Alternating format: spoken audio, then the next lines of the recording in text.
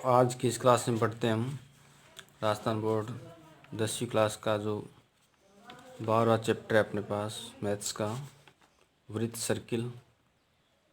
तो आज अपन पढ़ते हैं इसमें। देखो बेसिक चर्चा करते हैं इसमें। देखो क्या क्या होता है इसमें, वृत्त किसको बोलते हैं। देखो ये अपना एक क्या होगा, ये अपने वृत्त बना लिया। ठीक है, एक वृत्त हो गया जिसका केंद्र हो गया ओ।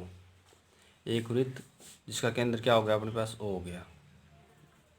तो केंद्र कहाँ होता है वृत्त का, ये ठीक मध्य में होता है। अब ये जो वृत्त का केंद्र है इससे इसकी परिधि तक की सभी दूरी क्या होती है, समान होती है। क्या होते हैं, वृत्त के केंद्र से परिधि पर स्थित कोई भी बिंदु है, उस बिंदु और केंद्र के बीच की दूरी हमेशा क्या होती है, बराबर होती है। ये जो समान दूरी है ये क्या कहलाती है, हमेशा त्रिज्या कहलाती है। ये सभी क्या है, त्रिज्या है। और कोई भी वृत्त होता है उसकी सभी त्रिज्याओं की लंबाई हमेशा क्या होती है, समान होती है। और इसका सिंबल आर होता है। आर में क्या होगा, रेडियस। त्रिज्या को क्या बोलते हैं इंग्लिश में, रेडियस बोलते हैं। इसका सिंबल अपन क्या यूज करते हैं, त्रिज्या आर लिखते हैं। ये तो अपने पास क्या हो गया, त्रिज्या हो गई। अब अपन देखते हैं ये कोई वृत्त है अपने पास। देखो ये इसका केंद्र ओ हो गया। अब ये इस ओ केंद्र से ये मान लो बिंदु ए है। ये जो ओ ए रेखा है, ये ओ ए बराबर क्या हो गया अपने पास, त्रिज्या हो गई वृत्त की। क्या होगी, त्रिज्या हो गई। अब यदि इस बिंदु से ओ से परिधि की दूसरी तरफ यदि अपन ये बी बिंदु तक ओ को बढ़ाते हैं तो ये जो ओ बी दूरी है ये भी अपने पास क्या होगी, त्रिज्या हो गई। ये भी क्या होगी, त्रिज्या हो गई। अब यदि अपन बात करते हैं कि इस ये जो ए बी दूरी है अपने पास, ए बी है, ये क्या कर रही है अपने को, वृत्त के जो केंद्र है उसके अंदर से गुजर रही है। क्या कर रही है, ये जो ए बी रेखा है, जो ए को अपन बी तक लेके जाते हैं तो ये ए है, ए बी रेखा वृत्त के केंद्र ओ से गुजर रही है। इसलिए जो ये ए बी रेखा है ये क्या होगी अपने पास, वृत्त का व्यास होगी। व्यास इसका बोलते हैं डायामीटर, डाया बोलते हैं। इसका सिंबल क्या होता है अपने पास, डी होता है। ठीक है, ये हो गया अपने पास, व्यास हो गया।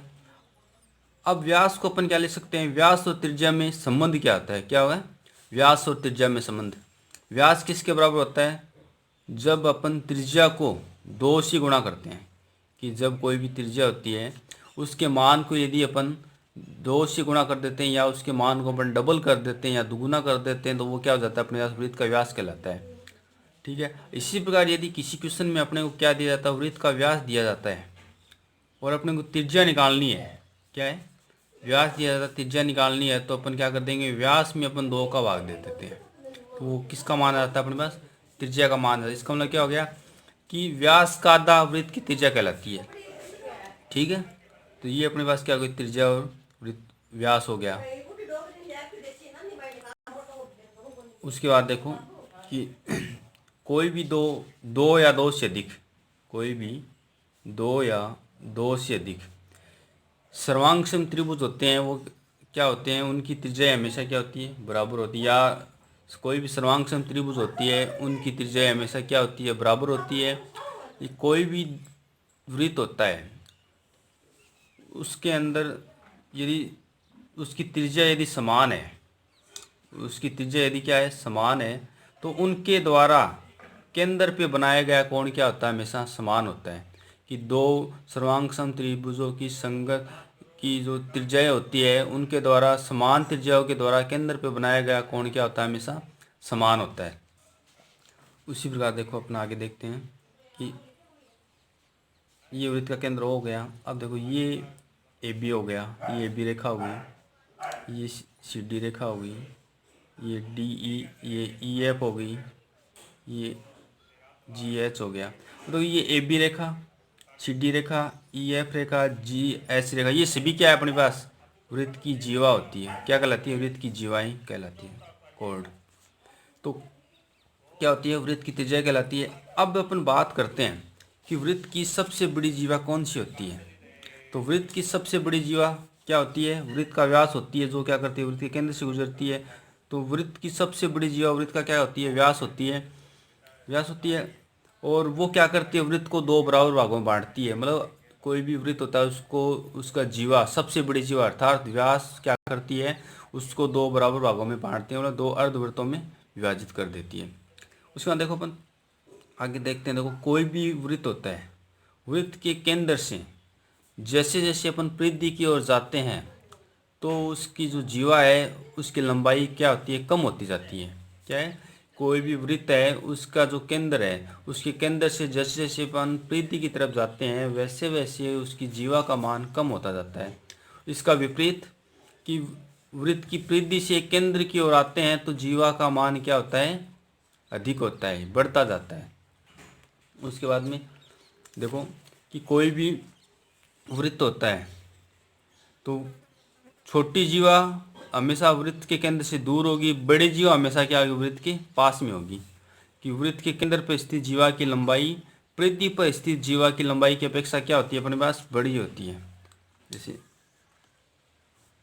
ये 3 जीवा अपने पास, तो ये मान लो ये अपने पास ए बी है, ये यदि 10 सेमी की है तो ये क्या होगी, ये अपने पास इससे 10 से छोटी हुई, ये मान लो 8 की हो जाएगी, सी डी 8 की होगी। यदि ई एफ की अपन बात करते हैं ये इससे भी छोटी, ये 6 की हो जाएगी। मतलब जैसे जैसे अपन वृत्त के केंद्र से परिधि की ओर जाएंगे तो उसकी जो त्रिज्या का मान क्या होगा, हमेशा कम होता जाएगा, सॉरी जीवा का मान कम होता जाएगा। तो इसलिए हमेशा क्या हो जाएगी कि वृत्त की जो बड़ी जीवा होती है वो हमेशा वृत्त के केंद्र के पास में होती है तथा छोटी जीवा वृत्त के केंद्र से छोटी होती है। देखो अपन करते हैं कोण की बात करते हैं अपन। देखो ये अपने पास कोई वृत्त हो गया मान लो, ठीक है, ये इसका केंद्र O हो गया। तो कोई भी वृत्त होता है उसके केंद्र पर स्थित सभी कोणों का योग क्या होता है, मतलब ये बिंदु अपने पास O है, इसके चारों ओर सभी कोणों का योग क्या होता है, 360 डिग्री होता है। तो अपन क्या बोल सकते हैं कि किसी भी वृत्त के केंद्र पर स्थित सभी कोणों का योग क्या होता है, अपने पास 360 डिग्री होता है। उसके बाद यदि अपन इसको ऐसे यहाँ से काट देते हैं मान लो, तो ये अपने पास क्या हो गई, ए बी व्यास हो गया। अब इस ए बी व्यास के द्वारा अपन ने क्या कर दिया, इस वृत्त को दो भागों में बांट दिया। तो इस एक भाग में स्थित कोण ये कितने डिग्री का होगा कि ए बी चाप द्वारा वृत्त के केंद्र बिंदु एम पर बनाया गया कोण ए एम बी बराबर कितना होगा, समकोण होगा, 90 डिग्री का होगा। तो अपन क्या बोल सकते हैं कि अर्धवर्त में बना कोण हमेशा क्या होता है, समकोण होता है 90 डिग्री का। अब यदि अपन इसके अलावा कहीं भी अपन कोण बनाते हैं तो ये सभी क्या होंगे, अपने पास समकोण होंगे। कि अपन क्या बोल सकते हैं कि अर्धवर्त में बना कोण हमेशा क्या होता है, समकोण होता है। नीचे ही भी अपन बनाते हैं ए बी चाप के द्वारा, ये सभी क्या होंगे, समकोण ही होंगे। इसलिए अपन क्या बोल सकते हैं कि किसी भी अर्धवर्त में बना कोण हमेशा क्या होता है, समकोण होता है। उसके अलावा यदि अपन चाप की बात करते हैं, मतलब ये वृत्त का केंद्र O हो गया, ये अपने पास क्या हो गया, ए बी चाप हो गया मान लो। तो इस ए बी चाप के द्वारा इस परिधि पे यदि कोई भी कोण बनता है, एम बिंदु पे बन गया मान लो, एन बिंदु पे बन गया, आर बिंदु पे बन गया, एस बिंदु पे बन गया, मतलब यदि किसी एक चाप के द्वारा या किसी निश्चित चाप के द्वारा वृत्त के केंद्र पर बनने वाले सभी कोणों का मान हमेशा क्या होता है, समकोण होता है, सॉरी बराबर होता है। क्या बोल सकते हैं अपन, एक ही चाप या निश्चित चाप के द्वारा वृत्त के परिधि पे बने हुए कोण हमेशा क्या होते हैं, उनका मान हमेशा समान होता है। कोण ए एम बी का मान, कोण ए एन बी का मान, कोण ए आर एस का मान, कोण इन सभी का मान क्या होगा, हमेशा बराबर होगा।